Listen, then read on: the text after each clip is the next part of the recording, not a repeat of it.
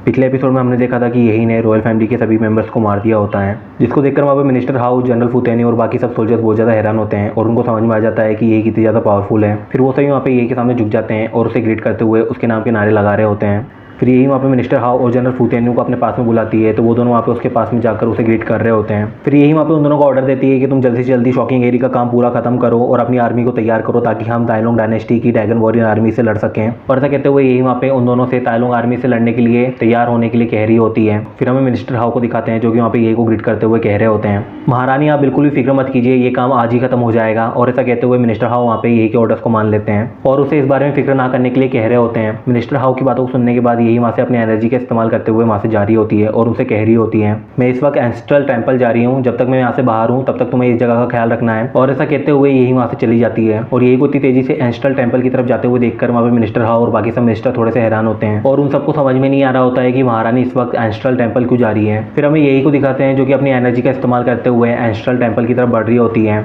और वहाँ जाते हुए वो मन में ही सोच रही होती है, एंसेस्ट्रल टेंपल एक खास जगह है जहाँ पे रॉयल फैमिली के सभी बुजुर्ग रहते हैं और रॉयल फैमिली में सबसे बड़े होने की वजह से उनकी इजाज़त के बिना रॉयल फैमिली में कोई कुछ नहीं कर सकता है और इन लोगों ने जो मुझे आज अपने थ्रोन से फोर्सफुली हटाने की कोशिश की है, इसके पीछे जरूरी एंसेस्ट्रल टेंपल का हाथ होगा, क्योंकि उनकी इजाज़त के बिना रॉयल फैमिली में कोई भी ऐसी हरकत करने की हिम्मत नहीं कर सकता है। और अब जब इन सब के पीछे उनका हाथ है तो मैं उन पर जरा भी रहम नहीं दिखाऊंगी। और ऐसा सोचते हुए यही वहाँ पे एंसेस्ट्रल टेंपल की तरफ जा रही होती है। फिर हमें ली फैमिली के एंसेस्ट्रल टेंपल को दिखाया जाता है, जहाँ पर यही जैसे ही आती है तो वहाँ के गार्ड्स यही को देखकर उसके ऊपर चिल्लाना शुरू कर देते हैं और बोल रहे होते हैं, ये रॉयल फैमिली का एंसेस्ट्रल टेंपल है, कौन हो तुम और तुम्हारी हिम्मत कैसे हुई यहाँ पर इस तरह घुसने की। और ऐसा कहते हुए एंसेस्ट्रल टेंपल्स के गार्ड वहाँ पे यही को उसी जगह पे रुक जाने के लिए कह रहे होते हैं। यही वहाँ पे उन लोगों की कोई भी बात सुनने के मूड में नहीं होती है, इसलिए वो वहाँ पे उन दोनों गार्ड्स को तुरंत ही मार देती है और यही वहाँ पे उन लोगों को मारते हुए कह रही होती है, अब जब तुम सबने मुझे ये सब करने के लिए मजबूर किया है तो अब मैं तुम में से किसी को भी जरा भी रहम नहीं दिखाऊंगी। और ऐसा कहते हुए यही वहाँ पे रॉयल फैमिली के एंसेस्ट्रल टेंपल के अंदर चली जाती है। फिर हमें एंसेस्ट्रल टेंपल का सीन दिखाते हैं जहाँ पे हम रॉयल फैमिली के कुछ गार्ड्स को देखते हैं जो कि वहाँ पे यही को घेरे खड़े होते हैं और वो उससे कह रहे होते हैं, कौन हो तुम और तुम्हारी हिम्मत कैसे हुई रॉयल फैमिली के एंसेस्ट्रल टेंपल में इस तरह घुसने की।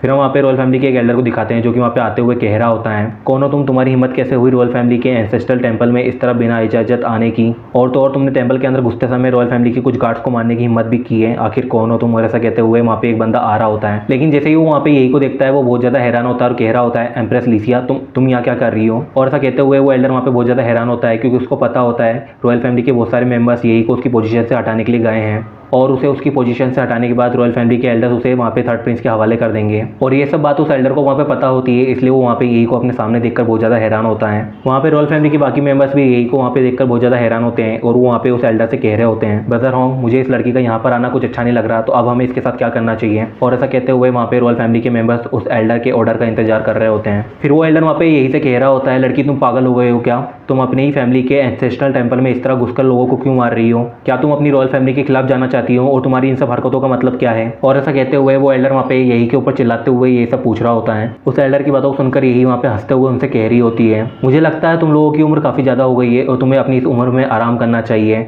तो मैं तुम्हें यहाँ पर तुम्हारी कब्र का रास्ता दिखाने आई थी। और ऐसा कहते हुए यही वहाँ पे उन सबको डराते हुए उनसे ये सब कह रही होती है। फिर हम वहाँ पे उस एल्डर को देखते हैं जो कि वहाँ पे यही की तरफ अटैक करने के लिए जा रहा होता है और उससे कह रहा होता है, लगता है तुम भूल गई हो तुम्हें अपने बड़ों से किस तरह बात करनी चाहिए और इसीलिए तुम हमारे सामने इस तरह बकवास कर रही हो, लेकिन हमसे मार खाने के बाद जल्द ही तुम्हारी अकल ठिकाने आ जाएगी। और ऐसा कहते हुए वो एल्डर वहाँ पे यही की तरफ बढ़ रहा होता है और उसके साथ जितने भी एल्डर्स होते हैं उन सबको भी यही के ऊपर अटैक करने के लिए कह देता है। और उस एल्डर का ऑर्डर मिलते ही वहाँ पे रॉयल फैमिली के जितने भी मेंबर्स होते हैं वो सब वहाँ पे यही के ऊपर अटैक कर देते हैं। यही वहाँ पे उन सबको अपने ऊपर एक साथ अटैक करते हुए देखकर उनसे कह रही होती है, तुम सब मुझे कुछ भी सिखाने के काबिल नहीं हो और ना ही तुम्हारे एक साथ हमला करने से मुझे कोई फर्क पड़ता है। और ऐसा कहते हुए यही वहाँ पे उन सबको अपनी तरफ अटैक करने के लिए आते हुए देख रही होती है, लेकिन जैसे ही वो वहाँ पे यही के पास में आते हैं और उसके ऊपर अटैक करते हैं यही वहाँ से गायब हो जाती है और उनके पीछे जाके खड़ी हो जाती है, जिसकी वजह से उन सभी एल्डर्स के एक साथ हमला करने की वजह से भी वहाँ पे यही को कुछ नहीं होता है और वो सभी एल्डर वहाँ पे यही के ऊपर अटैक करने की वजह से अब एक जगह खड़े होते हैं। और यही वहाँ पे उन सबको एक जगह खड़ा हुआ देखकर वहाँ पे अपनी एनर्जी का इस्तेमाल करना शुरू कर देती है और उनसे कह रही होती है, तुम्हारे पुराने दोस्त तुम्हारा काफ़ी लंबे टाइम से ऊपर इंतजार कर रहे हैं, अब तुम्हें उन्हें और ज़्यादा इंतजार नहीं करवाना चाहिए। और ऐसा कहते हुए यही वहाँ पे अपनी एनर्जी से एक बहुत बड़े ओरा ड्रैगन को समन कर लेती है, जिसको देखकर वो सभी एल्डर्स वहाँ पे बहुत ज़्यादा हैरान होते हैं और वो सभी वहाँ पे उस ओरा ड्रैगन को देखने के बाद समझ जाते हैं कि वो अटैक कितना ज़्यादा खतरनाक है और इसीलिए वो वहाँ पे डरते हुए यही से कह रहे होते हैं, लिसिया रुक जाओ, ऐसा मत करो, हम तुम्हारी फैमिली है, हम तुम्हारे लोग हैं, तुम अपने लोगों के साथ ऐसा नहीं कर सकती।